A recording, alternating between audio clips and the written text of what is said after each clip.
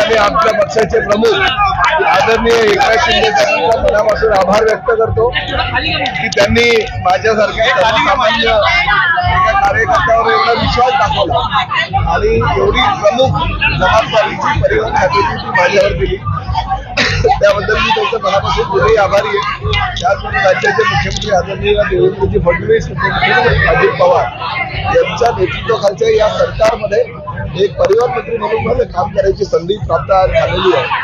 आणि मी प्रामुख्याने 6-7 महिन्यापूर्वी बघत होतो की जेव्हा एक एसटीचा स्ट्राईक झाला होता तेव्हा त्यांच्या कुटुंबियाच्या भावना, त्यांच्या कुटुंबियाचे अनुभव आणि त्यांच्या कुटुंबाला होत असलेला गेल्या अनेक वर्षापासूनचा त्रास हा एसटी कामगारांचा जो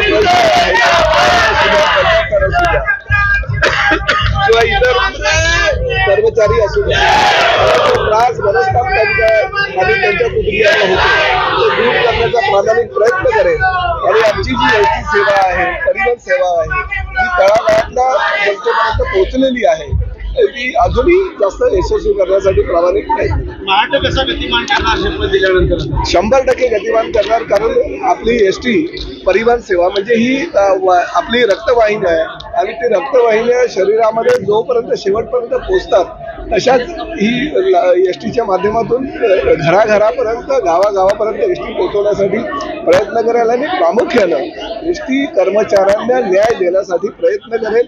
एसटी कर्मचाऱ्यांचं काहीतरी भलं माझ्या ह्या परिवहन मंत्रिपदाच्या कार्यकाळामध्ये हो, ही अशी मी आज दिघे साहेबांच्या ह्या पवित्र वास्तूमध्ये आलेलो आहे, त्यांची चरणी प्रार्थना करतो। परिवहन खाता गतिमान करण्यासाठी कशा प्रकारचं पाऊल उचललं जाणार? काय भविष्यामध्ये निश्चितपणे आमचे उपमुख्यमंत्री आणि पक्षाचे प्रमुख श्री एकनाथ शिंदे साहेब यांच्या नेतृत्वावर अतिशय कार्यक्षम आणि गतिमान ही परिवहन सेवा करण्याचा आम्ही प्रयत्न करतो।